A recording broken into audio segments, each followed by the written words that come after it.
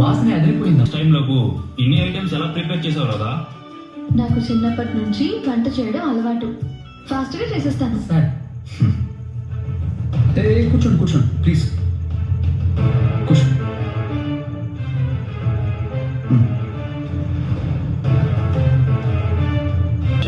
మీరు మాతో కలిసి లంచ్ చేస్తారా? ఏ చేయకూడదా?